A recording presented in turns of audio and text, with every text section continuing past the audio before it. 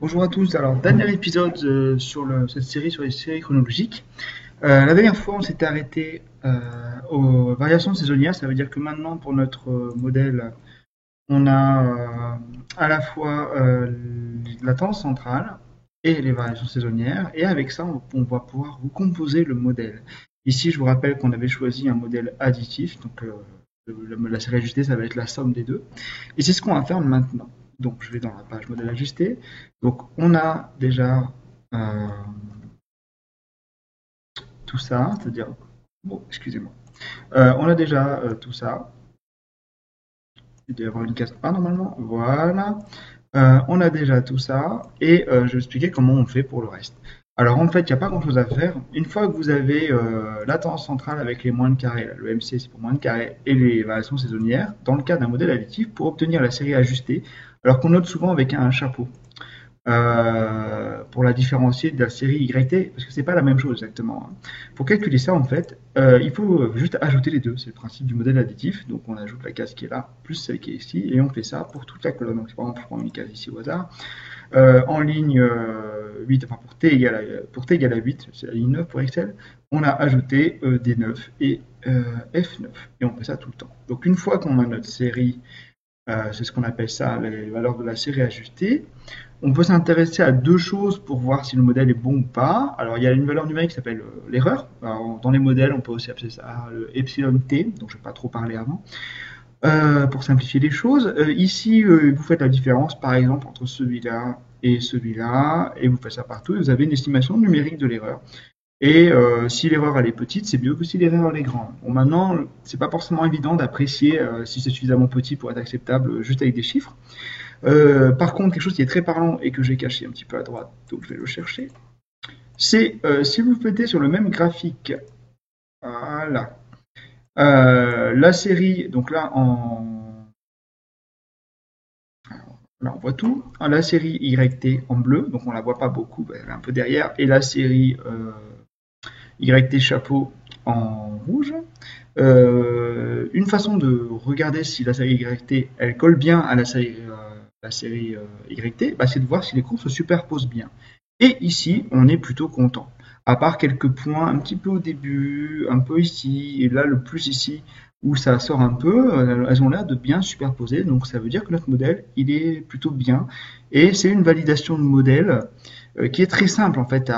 Il n'y a pas besoin de faire des calculs compliqués. Vous faites les graphiques, vous regardez si ça colle. Si vous avez une courbe YT chapeau qui est très éloignée ou avec des grosses différences, c'est sûrement que vous avez soit un problème vous quelque part dans l'application de la méthode, ou alors que vous avez choisi un modèle qui n'est pas du tout valable et pas applicable pour le type de données que vous avez. Si vous par exemple vous choisissez un modèle additif alors que la série elle est vraiment pas additive, ça va pas vous donner des bons résultats, même si vous appliquez bien les méthodes pour le modèle additif. Donc une façon de valider le modèle, c'est justement de faire ce graphique-là.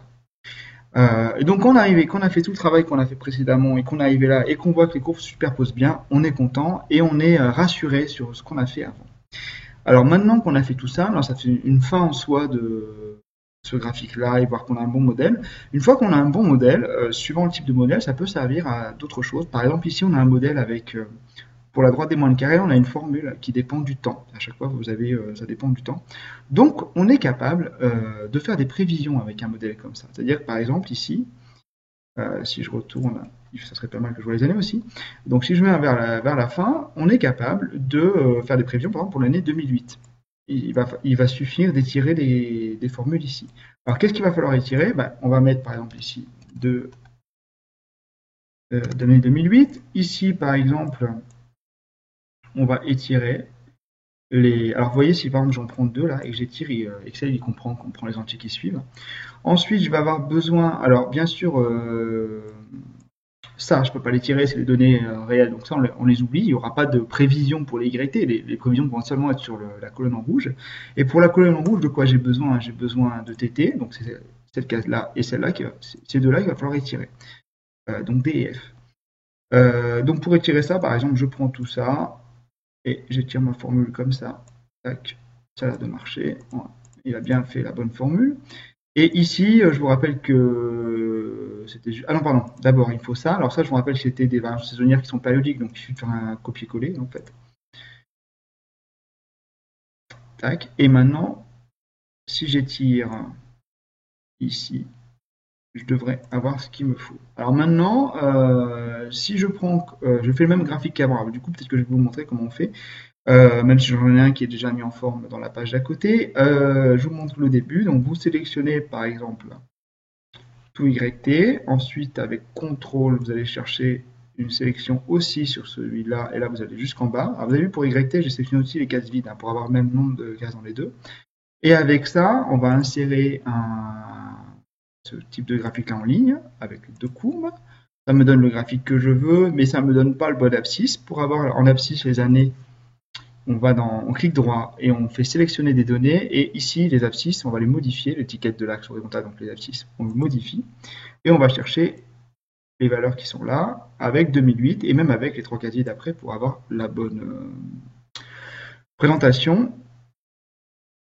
Ok, j'ai eu peur d'un bug, mais non, ça va. Et donc là, ça présente comme ça. Alors ce graphique-là, c'est exactement, il faut rajouter un titre pour qu'il se finisse, et c'est ce que j'ai préparé ici. Donc là, quand vous avez vos prévisions comme ça, le graphique au final, qui est assez, je l'ai mis en assez grand pour qu'on voit mieux, parce que vu qu'il y a beaucoup d'années, si je ne mets pas assez grand, donc vous avez les prévisions, là, j'ai oublié d'enlever ça, je m'en sers pas, je l'enlève. Donc les prévisions pour 2008, en fait, c'est ce qu'on voit ici. Vous voyez là, le graphique des YT en bleu s'arrête ici à 2000, pardon, à fin 2007, ici, et 2008, les 4 valeurs qui sont là, vous avez vos prévisions qui apparaissent ici. Alors, si je mets en légèrement plus petit, peut-être quand même qu'on verra mieux. Enfin, on verra tout le graphique dans une seule page. Et donc, voilà comment on peut faire des prévisions. Alors, en fait, cette méthode pour faire des prévisions en étirant les cases en bas, là, ça va être valable, ça va dépendre uniquement de comment vous estimez la tendance centrale. Donc avec la technique des moyens carrés, c'est une technique d'approche, on approche ça par une droite, donc on a une formule y égale AT plus B, ça a marché. Avec toutes les formules, toutes les méthodes qui vous donnent une formule, que ce soit une droite ou une équation, vous pourrez étirer. Par contre, ça ne marchera pas, par exemple, si vous pourrez pas faire de prévision comme ça, juste en étirant comme ça, autant aller que vous voulez, avec des estimations par moyenne, médiane, mobile. C'est un des inconvénients d'ailleurs de ces méthodes-là. Et je vous montrerai peut-être ça dans une autre série de vidéos, si ça vous intéresse. Tiens, n'hésitez pas, là je pense que j'ai fini cette série de vidéos-là sur les séries chronologiques. Si vous avez d'autres choses que vous voulez, d'autres sujets abordés sur le même thème, dites-le moi dans les commentaires, ça m'encouragera à me remettre dessus. Voilà, merci de votre attention et bon courage pour vos TP, ceux qui vont avoir des TP à faire là-dessus. Au revoir.